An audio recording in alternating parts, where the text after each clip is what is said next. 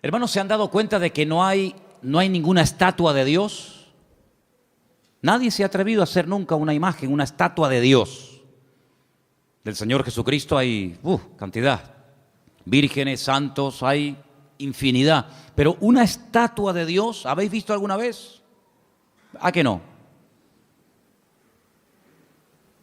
Cada uno tiene una idea muy particular de cómo puede ser Dios, aunque si somos realistas, Dios no tiene forma.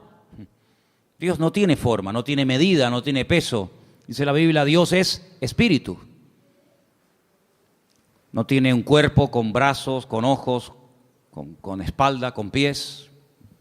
Puede estar en todas partes al mismo tiempo. Le decía el Señor al rey David, que tanto anhelaba construirle un templo, una casa al Señor: ¿qué casa me vais a hacer a mí? Si el cielo es mi trono y en la tierra es el estrado de mis pies, ¿qué casa le vais a hacer a Dios, verdad? Pero independientemente de cómo cada uno se pueda imaginar al Señor, a Dios, lo importante es saber si lo que pensamos de Dios es correcto. ¿Qué concepto tenemos de Dios? Ya sabemos que no tiene forma, que no tiene medida, que no tiene peso, pero ¿cómo es Él? Porque según el concepto que tú tengas de Él, así tú vas a vivir. Hay gente que vive una vida cristiana muy light, sin compromiso, sin santidad, sin orden, porque ese es el concepto que tienen de Dios. Si tuvieran otro concepto más elevado de Dios, no podrían vivir así, imposible. Incluso hasta la forma como oramos. Fíjate cómo ora la gente. A veces escuchar a la gente cómo ora manifiestan el concepto que tienen de Dios, incluso hasta su nivel de madurez. No digo por utilizar más o menos palabras bonitas, por hacer oraciones más largas o más cortas, no, sino la forma como oran, la forma como piden a Dios, la forma como se acercan a Dios. ¿Qué concepto tenemos de Dios? Yo quisiera empezar el mensaje de esta tarde leyendo 2 versículos, después vamos a leer más, pero vamos a comparar 2 versículos, ¿sí? El primero se encuentra en el libro de Deuteronomio, capítulo 1, Deuteronomio capítulo 1, y el otro se encuentra en el Salmo 106, versículo 8. Repito, Deuteronomio 1, 26 y Salmo 106, versículo 8. Hay un momento, y en esta semana hablábamos un poquito acerca de la aparente contradicción que existe cuando el Antiguo Testamento, cuando la Torá habla acerca del tema de los espías, mejor dicho, los exploradores, porque no eran espías, eran exploradores, que si Moisés los mandó, que si Dios le dijo que los mandara, que si fue una iniciativa del pueblo. Ya hemos hablado un poquito acerca de esta semana, Anderson y yo estuvimos hablando, aclarando que los acontecimientos que se relatan no están siempre en orden cronológico, ¿verdad? Entonces parece como que un texto a veces como contradice al otro. Es como cuando, por ejemplo, lees 1 Samuel y da la impresión de que Saúl nunca había visto a David y después resulta de que otro pasaje parece como que sí lo conocía. Entonces, bueno, ¿qué pasa? ¿Lo conocía o no lo conocía? Y hay muchos acontecimientos en la Biblia que se relatan, pero no se cuentan necesariamente en orden cronológico. Entonces tienes que leer todo lo que la Biblia dice sobre ese pasaje para ubicarte y saber por dónde van los tiros. Hay un momento en el que uno de cada tribu, es decir, 12 personas, suben a la tierra de Canaán mientras el pueblo espera en el desierto. Dice que van a reconocer la tierra, si no van como espías. El espía no se deja ver, el espía no quiere que lo vean. Espías fueron lo que mandó Josué a la ciudad de Jericó previamente antes de atacarla, pero ellos no van escondidos, ellos van a cara descubierta. Ellos entran por las ciudades, van por los valles, cogen fruto de la tierra. Y cuando regresan, claro, el pueblo está esperando, subimos, no subimos, ¿cómo es la tierra? ¿Tiene ríos, no tiene ríos? ¿Es grande, está habitada? ¿Cómo es la tierra? El informe que trajeron fue terrible, terrible. Y de los 12 que fueron, 10 como que se pusieron de acuerdo, tú. 10 trajeron un informe tan negativo que a más de 1,5 millones de personas los hundieron en la miseria. Dice que estuvieron toda la noche llorando. Qué pesimismo contagió aquella gente al pueblo, ¿eh? Terrible, tremendo. ¿Sabes que ese día, se calcula, ¿no? Ese día era el Tisha B'Av, era el día 9 del mes Av. A veces coincide en agosto, a veces coincide ese mes, ese día en julio, depende. Y las peores desgracias, todas las desgracias, las peores catástrofes que le han ocurrido al pueblo de Israel, todas han ocurrido el día Tisha B'Av, el día 9 del mes Av, todas. La destrucción del primer templo, 9 de Av, la destrucción del segundo templo, 9 de Av, la expulsión por parte de los reyes católicos del pueblo de Israel de España, 9 de Av, la firma de la eliminación total y absoluta de los judíos en Europa a través del régimen del Tercer Reich nazi, el día 9 de Av, etcétera, etcétera, etcétera. Y es que ese día marcaron su destino, lloraron sin causa y a lo largo de la historia el Señor les daría motivos para que lloraran con razón. El día 9 de Av. Por eso es un día triste, es un día en el que se esperan siempre todos los años en Israel que pueda ocurrir cualquier cosa. Y fíjense en el capítulo 1 del libro de Deuteronomio, a partir del versículo 26, cuando esta gente regresa, después de haber estado 40 días reconociendo el país, leemos: sin embargo, no quisisteis subir, dice Moisés, no quisisteis subir. Antes fuisteis rebeldes al mandato del Señor vuestro Dios. Fíjate, no dice no quisisteis entrar, no, que lo podía haber dicho. Dice, no quisisteis subir. Había que subir de nivel espiritual para poder tomar posesión de la tierra del Señor. No quisisteis subir, no quisisteis madurar. Os habíais estancado, os habíais quedado acomodados a la vida del desierto. Y ahora hay que subir, amigo. Y no solamente en el sentido físico, sino también en el nivel espiritual, para tomar posesión y para alcanzar ciertas y determinadas alturas espirituales. Uno tiene que subir, uno tiene que crecer. Y si no subes y si no creces, te pierdes la bendición. Y dice la Biblia que no quisieron subir. Pero no solamente no quisieron subir, sino que en el versículo 27 dice, y murmurasteis en vuestras tiendas. No es que se negaron a decir, no queremos subir, aquí nos quedamos, sino que en las tiendas donde ellos vivían en el desierto, tuvieron toda la noche murmurando, hablando mal, quejándose, lamentándose. Y fíjate lo que llegaron a decir, cómo el Señor esas conversaciones, cómo el Señor escuchó e hizo que en su palabra quedara registrado parte de lo que murmuraban en las tiendas de campaña durante la noche. Mira lo que decían. El Señor nos aborrece. ¿Cómo? Porque el Señor nos aborrece, nos ha sacado de la tierra de Egipto para entregarnos en manos del amorreo para destruirnos. Mire, hermano, si Dios hubiera querido destruir a esta gente, no hacía falta sacarlos de Egipto.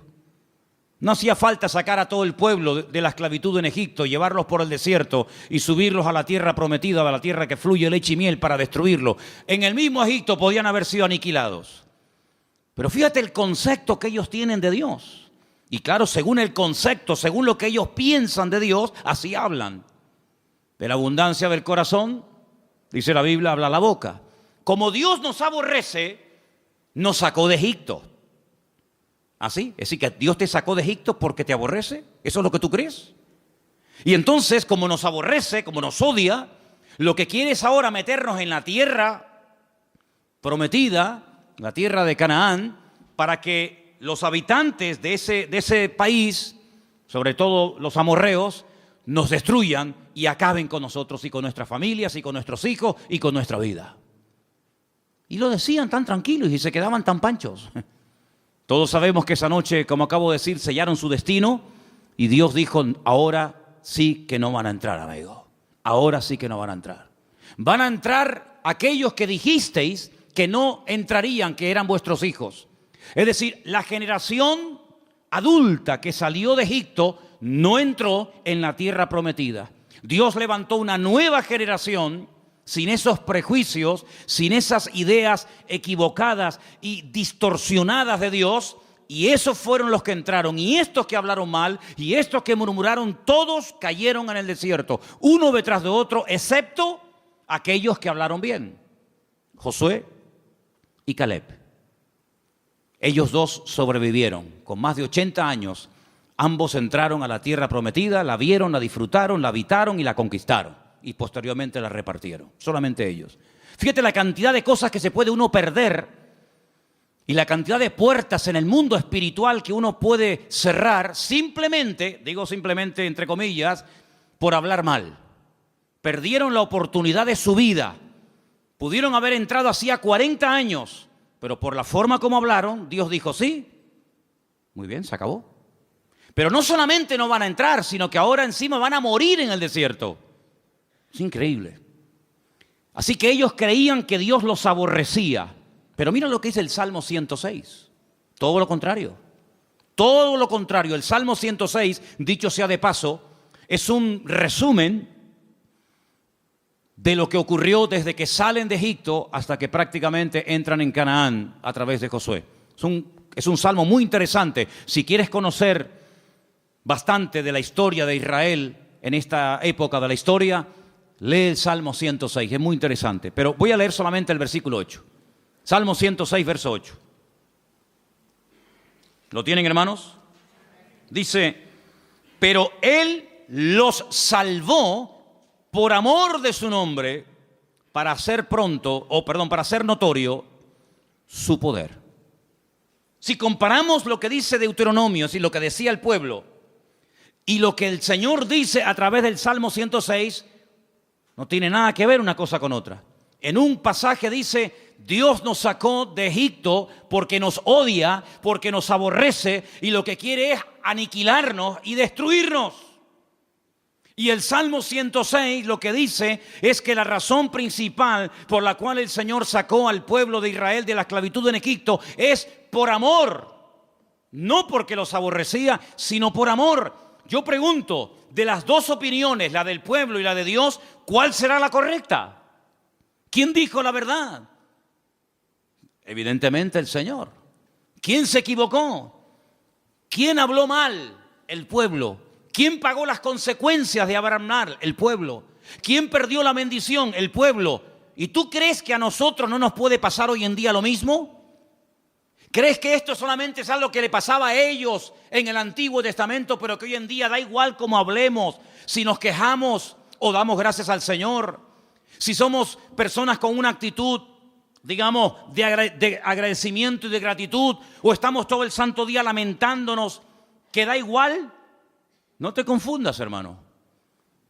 ¿Cuántas personas, incluso que van por la vida llamándose creyentes, se pueden llegar a perder tremendas bendiciones del Señor por la forma como hablan? Porque la forma en como hablan manifiesta el concepto distorsionado o equivocado que pueden llegar a tener de Dios. Si tú crees que Dios no te ama, si tú crees que Dios es injusto contigo, si tú en lo profundo de tu corazón crees que el Señor no es tan bueno como dicen algunos, si tú en lo más profundo de tu corazón crees que Dios contigo no ha sido todo lo bueno que tú esperabas, tú vas a vivir así. Y cuando ores, cuando hables con alguien, cuando des testimonio y cuando vengas a la iglesia y cuando salgas de la iglesia, tú vas a vivir según el concepto distorsionado y envenenado que tienes de Dios. Pero el creyente que tiene claro que Dios nos ama, que Dios no es injusto, que Dios quiere lo mejor para mi vida, no se va a quejar, no se va a lamentar, tenga o no tenga. Se le abran las puertas que él creía que se le tenían que abrir o no se le abran nunca. Da igual. El que tiene claro cómo Dios es y cómo Dios, siendo un Dios de amor y de misericordia, pastorea y bendice y protege nuestra vida, va a vivir desde un punto de vista pero completamente diferente a aquel que cree que Dios es injusto y que Dios es malo. ¿Cuántos dicen amén? ¿Qué concepto tú tienes de Dios? Hay gente que piensan que Dios es un Dios que continuamente está esperando que cometas la más mínima equivocación para darte el palo en la cabeza y castigarte. Incluso tal vez hoy en día no se use mucho esa expresión, pero yo recuerdo cuando era niño y me portaba mal, que era la mayoría de las veces, cuando me daba un golpe o me caía o me hacía una herida o algo, muchas veces mi madre y mi abuela y otros familiares me decían: eso te pasó porque Dios te castigó. Pero nunca decían que cuando salía algo bien es porque Dios te ama y te quiere bendecir. Eso no. Pero cuando te pasaba algo malo, Dios te castigó. Y si no, pórtate bien y ya verás cómo no te hubiera pasado. Porque es el concepto que mucha gente tiene de Dios. Que Dios está con el garrote en la mano esperando que cometas la más mínima equivocación para castigarte. Porque tienen el concepto de un Dios castigador. De un Dios vengativo. De un Dios que no pasa ni una. De un Dios que aquí te pillo y aquí te mato. Y así viven, asustados, amedrentados, tratando siempre de buscarse la vida, tratando siempre, ¿verdad?, de abrirse camino a ellos mismos, porque creen que ellos se pueden pastorear a sí mismos mejor que lo que Dios nos puede pastorear a nosotros. ¿Qué te parece, amigo? ¿Qué concepto tú tienes de Dios? ¿Sabes? Comencé a buscar en la Biblia algunas personas que hablaron y describieron a Dios.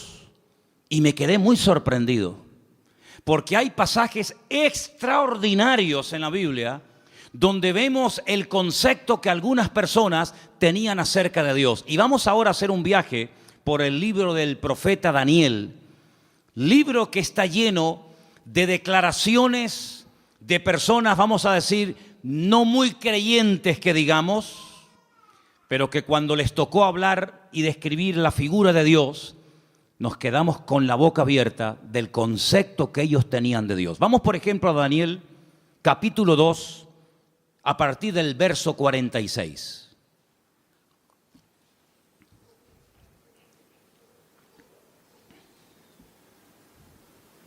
Hermano Jorge, le van a faltar brazos. ¿No será más cómodo ponerse unas gafas? ¿Eh?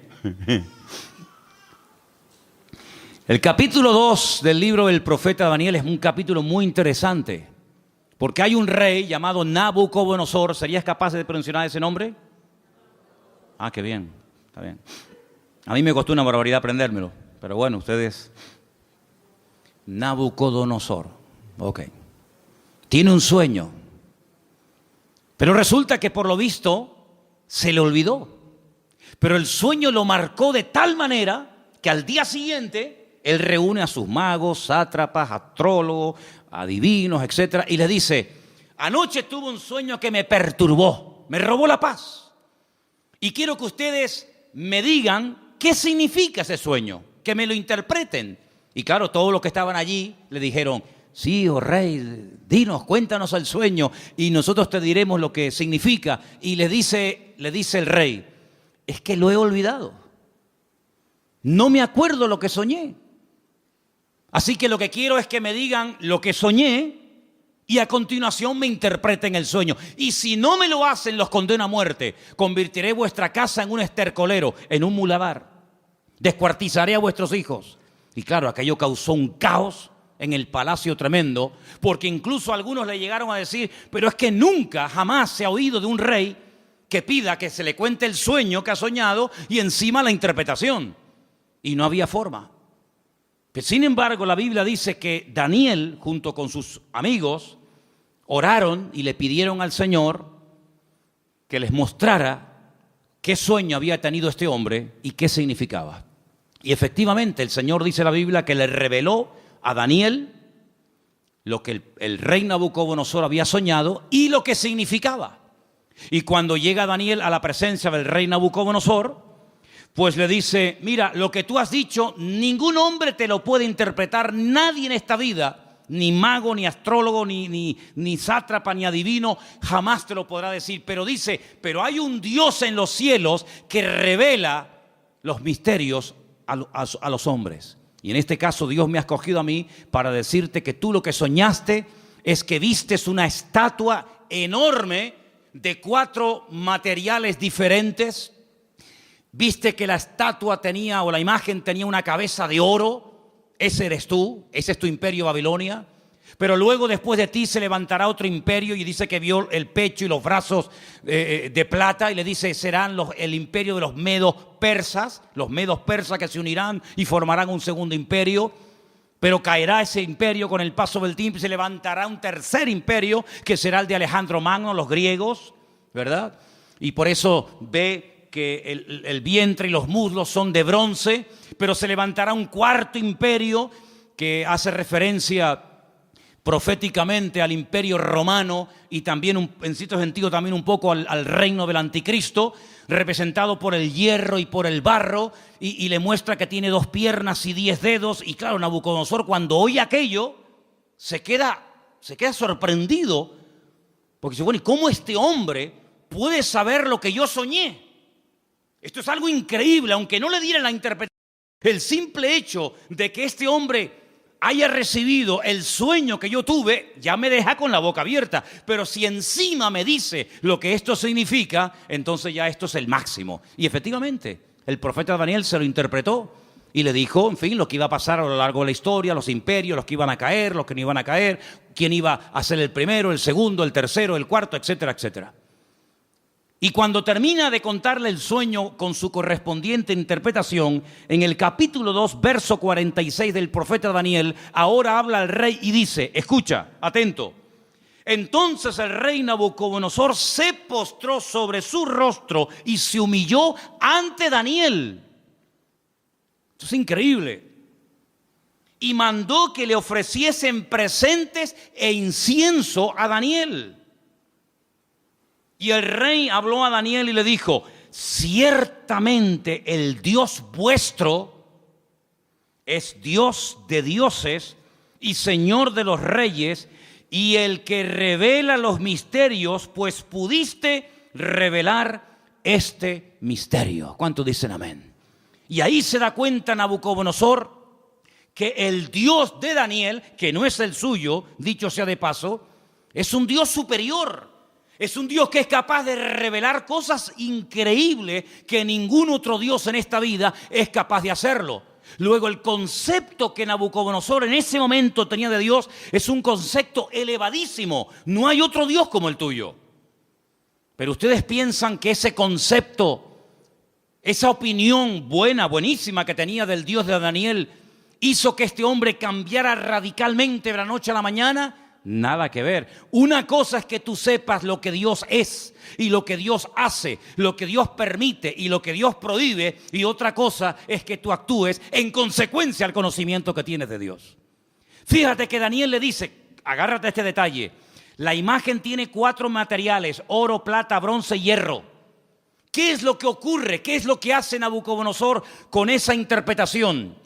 Dice, bueno, pues si los 4 materiales representan 4 imperios, yo lo que voy a hacer es ir en contra de lo que Dios ha revelado a través de este hombre, y voy a mandar a construir una imagen, una estatua enorme, curiosamente de 66 codos de alto y 6 codos de ancho, y la voy a mandar a hacer toda de oro, desde la cabeza hasta la planta de los pies, como diciendo, eso de que después de mí va a haber un imperio y después otro y después otro, de eso nada. La voy a hacer toda de oro, como diciendo, aquí el único imperio del cual se va a hablar y va a perdurar en el tiempo y en el espacio va a ser el reino de Nabucodonosor, el reino de Babilonia, que representa al oro. Y ahora en el capítulo 3, lo que vemos es al rey Nabucodonosor, en el versículo 28, ordenándole a toda la población de su reino que se postren y adoren la imagen que él ha levantado.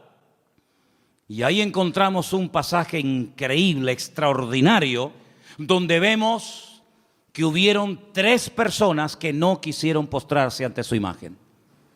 Capítulo 3, versículo del 28 en adelante, dice así la palabra. Entonces Nabucodonosor dijo, bendito sea el Dios de ellos, de Sadrat, de Mesat, de Abednego, que envió su ángel y libró a sus siervos que confiaron en él y que no cumplieron el edicto del rey y entregaron sus cuerpos antes que servir y adorar a otro Dios que es su Dios. Por lo tanto, decreto que en todo pueblo, nación o lengua que dijere blasfemia contra el Dios de Sadrach, Mesach y Abednego, sea descuartizado y su casa sea convertida en muladar, por cuanto no hay Dios que pueda librar como este. Él se dio cuenta de que el fuego no destruyó a estos tres jóvenes valientes, porque ellos le dijeron al rey de Nabucodonosor: aunque nos des otra oportunidad, no nos vamos a postrar ante tu imagen. Nosotros solamente adoramos a Dios. Y si ese acto de adorar a Dios implica el que muramos hoy quemados, pues estamos dispuestos a morir quemados. ¿Y qué? Si esa es la muerte, porque yo no elegí ni el día, ni el lugar, ni la forma como nací, pero tampoco podemos elegir ni el día, ni la hora, ni la forma de nuestra muerte. Esas son cosas que escapan al ser humano. Es algo que no podemos escoger, por muy sabios o ricos o intelectuales que seamos. Por lo tanto, si la muerte que Dios ha escogido para nosotros es morir quemados, moriremos quemados, no pasa nada. ¿Creemos que Dios nos puede librar del fuego? ¿Lo creemos? ¿Y nos puede librar de tu mano? ¿Lo creemos totalmente? Pero si no nos quiere librar el Señor, sino que Él hoy quiere que muramos y hasta aquí llegó nuestra vida, tampoco nos vamos a postrar. Y dice la Biblia que fueron lanzados, amarrados, dentro del horno de fuego.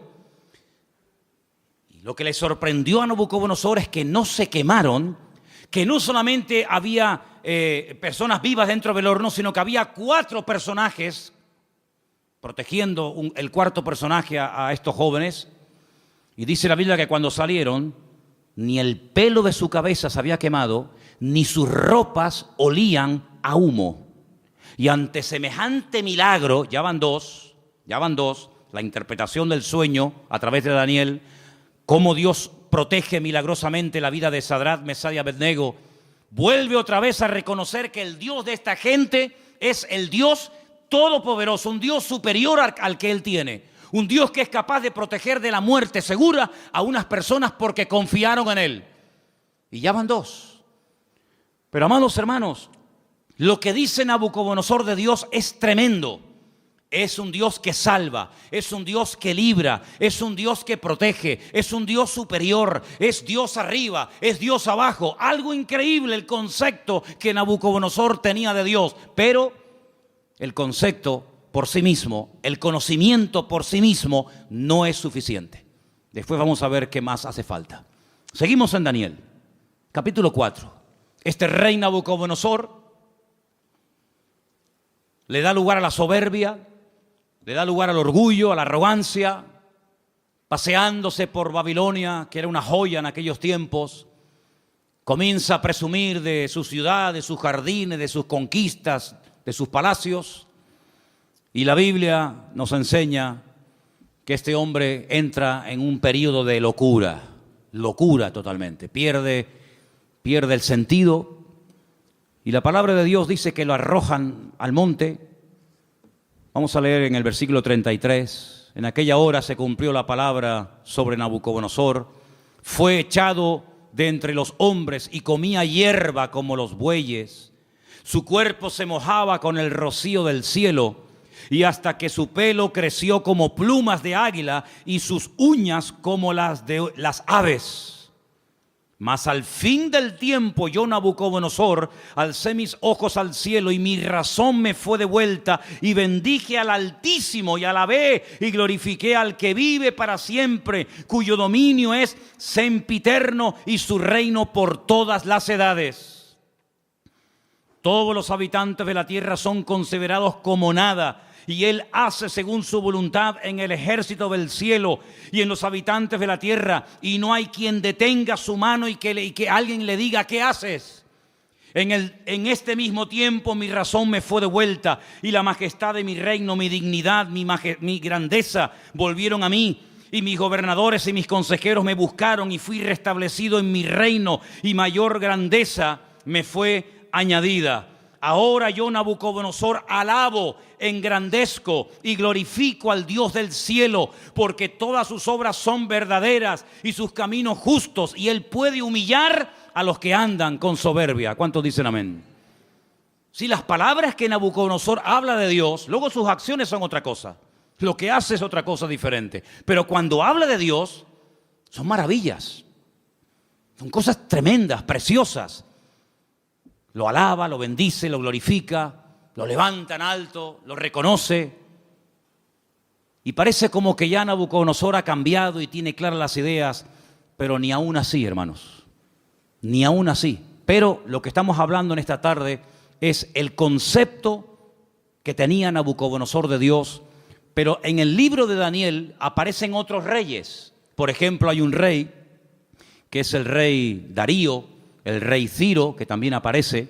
Y en el capítulo 6, hay un momento en el que la envidia es tremenda, sobre todo contra Daniel, y lo quieren matar. Pero leí esta mañana algo que me llamó tanto la atención, porque dice que trataban de buscar algo en lo cual pillarlo en un fallo y decir, mira, pero no había manera. Quiero leerles en el capítulo 6, verso 4. Entonces los gobernadores y sátrapas buscaban ocasión para acusar a Daniel en lo relacionado al reino, mas no podían hallar ocasión alguna o falta, porque él era fiel y ningún vicio ni falta fue hallado en él. Me llamó la atención la palabra vicio. Daniel no tenía vicios. Dice, no podemos acusarlo de nada. No hay forma no hay forma. Pero entonces idearon un plan terrible y dice, entonces dijeron aquellos hombres, no hallaremos contra Daniel ocasión alguna para acusarle, si no la hallamos contra él en relación con la ley de su Dios. Y todos saben lo que hacen, convencen al rey Darío, para que promulgue una ley que no se puede revocar bajo ningún concepto, de que durante 30 días nadie puede elevar oraciones, plegarias o súplicas a ningún Dios, incluido el Dios de Daniel. Nadie puede orar durante 30 días. Era la única forma de que podían decir, mira, hay un hombre en tu reino que ha quebrantado la ley. Porque nosotros como creyentes, y creo que lo tenemos claro, tenemos que cumplir las leyes de los países donde vivamos siempre y cuando no vayan en contra de la palabra de Dios. ¿Cuántos dicen amén? No es que por ser cristianos estamos exentos del cumplimiento de la ley, ni mucho menos, al contrario. Las autoridades, según Romanos capítulo 12, todas han sido puestas por Dios. Salga quien salga y gane quien gane. Te guste o no, el que salga es el que Dios ha permitido que gobierne. Pero no importa. A veces Dios levanta un faraón y a veces lo tumba. A veces Dios levanta un Nabucodonosor y lo quita. Y mañana levanta un Darío y pasado un Ciro y mañana... No importa, esas son cuestiones de Dios. Nuestra obligación es obedecer y someternos a las autoridades. Repito, siempre y cuando no vayan en contra de la palabra de Dios. Y en este caso iban en contra de la palabra. ¿Cómo me va a prohibir a mí un gobierno? ¿Cómo nos va a prohibir a nosotros un rey, o un primer ministro o un presidente de gobierno? Me da igual. ¿Cómo nos va a prohibir a nosotros los cristianos un gobierno a no orar durante 30 días? Mucho, amigo, pero hasta ahí podíamos llegar. ¿Qué hizo Daniel? Versículo 10. Cuando Daniel supo que el edicto había sido firmado, entró en su casa y abiertas las ventanas de su cámara que daban hacia Jerusalén, se arrodillaba 3 veces al día y oraba y daba gracias delante de su Dios como lo solía hacer antes. No es que ahora empiece a hacerlo a raíz del edicto promulgado por el rey Darío, no, es que ya lo venía haciendo como algo normal en su vida. Se postraba y oraba en dirección a Jerusalén 3 veces al día. Shaharit, Minjá y Arbit, las 3 oraciones que hace el pueblo de Israel diariamente, por la mañana, por la tarde y por la noche. Por la mañana, por la tarde y por la noche. Y aquí está Daniel haciendo lo que durante miles de años el pueblo de Israel ha hecho, postrarse y orar 3 veces al día. Y ahí lo pillaron. Van con el chisme, van con el cuento al rey Darío y le dicen, no te ha obedecido. Hay un hombre en tu reino llamado Daniel que ha quebrantado la orden y merece la muerte. Claro, cuando el rey se entera de que es nada más y nada menos que Daniel, al que él respetaba, admiraba y amaba, le pesa en el corazón, pero amigo, lo firmado es ley y no te queda más remedio que sentenciarlo a muerte. En esta ocasión no vas a morir quemado, Como ya se intentó matar a tus compañeros, en esta ocasión te espera el foso de los leones. Y yo creo, hermano, que aquellos leones pasaban más hambre que el perro de un hippie, ¿eh? Yo creo que aquellos leones tenían un hambre, si quieren, totalmente imposible salir con vida de aquel foso de los leones. ¿Qué te parece? Qué bonito es ver a un león detrás de la jaula, ¿eh? Detrás de las rejas. Me acuerdo que una vez hicimos un viaje, hago un paréntesis, estábamos viviendo en Argentina y tuvimos la oportunidad de ir al norte, bien al norte de Argentina, a la provincia de Misiones. Y allí había un matrimonio que nos hospedó, un matrimonio de alemanes.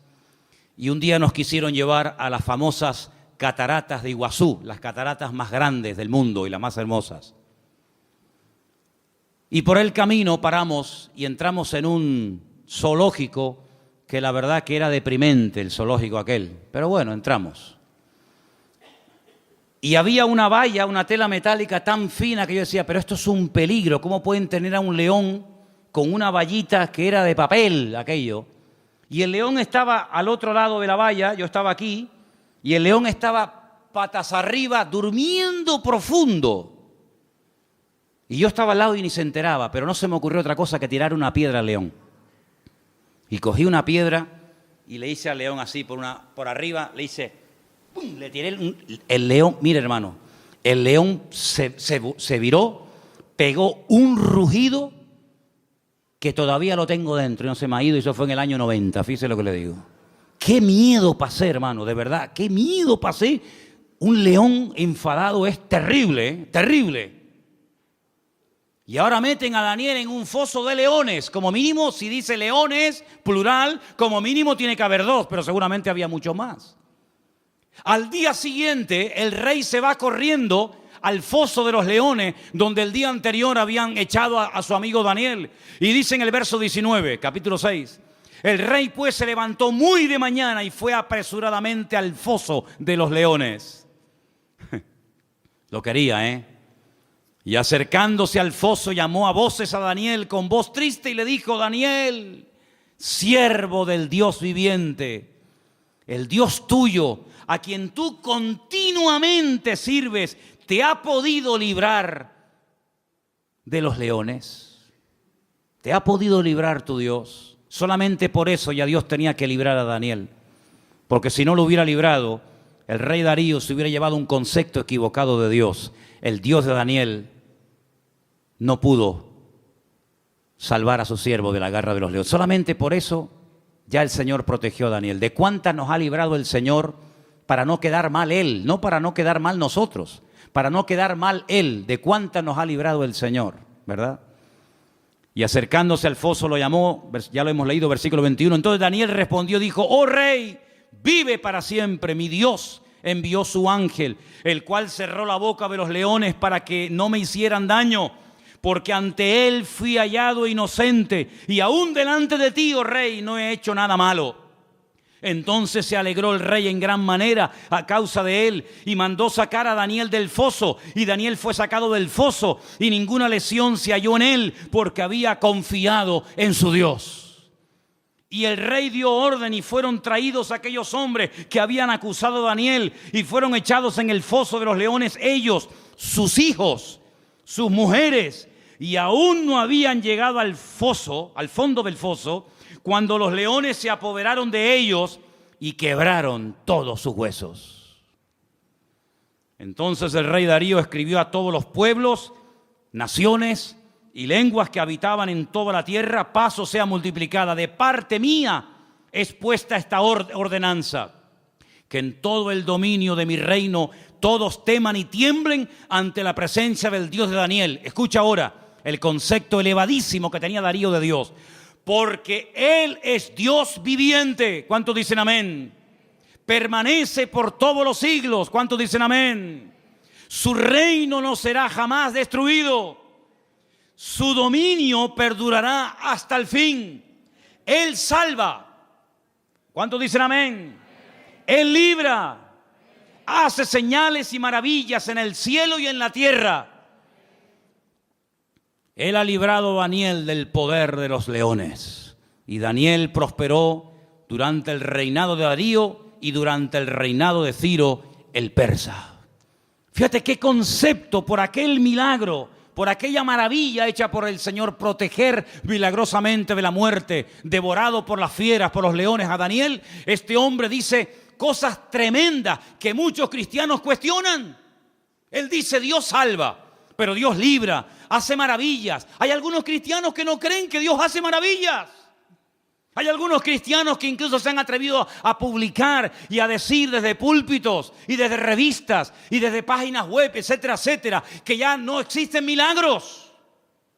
Sin embargo, Darío no tenía ese concepto distorsionado de Dios. Darío decía: el Dios de Daniel salva, libra, hace señales en el cielo y en la tierra, protege, es un Dios todopoderoso. ¿Cuántos dicen amén?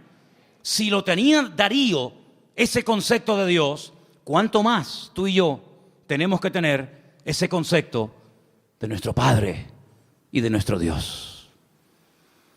Todos estos pasajes que estamos viendo nos están descubriendo cómo es Dios a través de la óptica de, vamos a decir, de inconversos. Personas que eran impactadas, personas que quedaban con la boca abierta ante semejantes maravillas. Pero hay un pasaje que encontré en el Nuevo Testamento, en el libro de los Hechos, que para mí es una de las mejores descripciones de Dios de toda la Biblia. Está en el libro de los Hechos, el capítulo 17. Y es concretamente una parte del mensaje profundo que el apóstol Pablo dio cuando se encontraba de visita en Grecia, concretamente en la ciudad de Atenas. En el capítulo 17 del libro de los Hechos, a partir del verso 24, Pablo, hablándole a aquella gente allí en Grecia, dice, si quieren arrancamos desde el versículo 22, ¿vale? Hechos 17, 22. Entonces Pablo, puesto en pie en medio del Areópago, dijo: varones atenienses, en todo observo que sois muy religiosos. Qué curioso cómo eran los griegos, ¿eh? Eran religiosos, eran hedonistas, deportistas, un culto al cuerpo tremendo. Es una sociedad muy, muy parecida a la que vivimos nosotros hoy en día, ¿verdad? No eran ateos, eran muy religiosos. Dice, porque pasando y mirando vuestros santuarios, hallé también un altar en el cual estaba esta inscripción: al Dios no conocido. Tenían un altar donde no había ningún Dios, pero habían puesto una inscripción, una placa que decía esto: al Dios no conocido, al que vosotros adoráis sin conocerle. Y ese es el Dios que yo vengo a anunciar. Y Pablo dice, verso 24, escucha ahora: el Dios que hizo el mundo y todas las cosas que en él hay. ¿Puedes decir amén a esto? Es un Dios creador, el que creó el mundo. Es decir, no se creó solo. Vino una explosión y a través de una serie infinita de coincidencias apareció en su lugar, tal y como las conocemos hoy en día, lo que llamamos sol, luna, plantas, árboles, animales, planetas, etcétera, etcétera. No es así. Es el Dios creador que ha puesto todo en su sitio, que le ha dado color, forma y diseño. Es el Dios todopoderoso. Y sigue diciendo, siendo Señor del cielo y de la tierra. La palabra Señor, sabéis que es la palabra amo. Siendo el dueño, el propietario de lo que hay arriba y abajo, no habita en templos hechos por manos humanas. Solamente de este versículo hay tanta enseñanza, tanta profundidad de conceptos que podríamos echarnos horas. Porque lo primero que está diciendo es, nosotros no salimos de la nada. Nosotros no somos producto de un proceso evolutivo, sino somos creación de Dios. Y ese Dios que es el dueño ha decidido no vivir en templos. ¿Qué les está diciendo a los atenienses? Que vuestros templos no pueden contener su persona, su presencia, porque Él ha tomado unilateralmente la decisión de no vivir en templos. Luego les está tirando por tierra toda su religiosidad.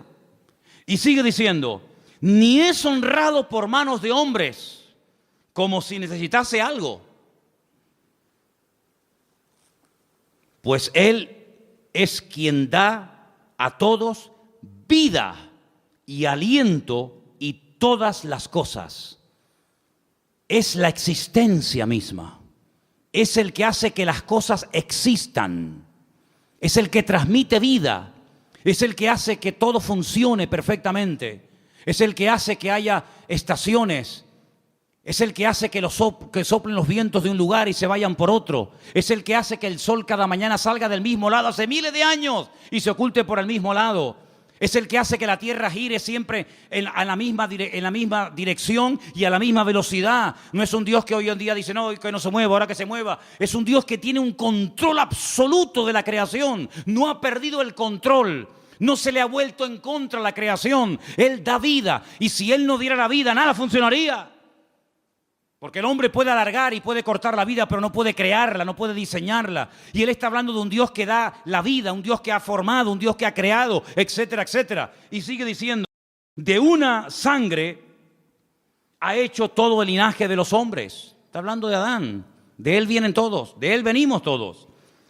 Para que habiten sobre toda la faz de la tierra, y les ha prefijado el orden de los tiempos y los límites de su habitación. Esto es impresionante lo que está diciendo Pablo aquí. Él es el que ha dado límite, ha puesto tiempos. ¿Cuánto tiene que vivir un elefante? ¿Cuánto tiene que vivir un loro? ¿Cuánto tiene que vivir el hombre? ¿Cuánto tiene que vivir? Él ha puesto límites, Él ha puesto tiempos. No es algo que siempre ha existido, como decía Aristóteles, que esto siempre ha existido, la eternidad del universo. No, el universo no es eterno. Tiene un principio y tendrá un fin. Y no solamente eso, sino que ha puesto límites, fronteras, que no tiene que ver con murallas, ni con rejas, ni con alambre de púas. Pero Él, desde el libro del Génesis, le dijo a cada nación y a cada pueblo, a las 70 que había en aquel momento, de la cual salieron todas las que existen hoy en día, dónde tenían que vivir cada nación y cada pueblo. Y lo he dicho infinidad de ocasiones, cada vez que un pueblo ha querido ir más allá del territorio que en el principio el eterno creador del universo y de la tierra le dio a los seres humanos,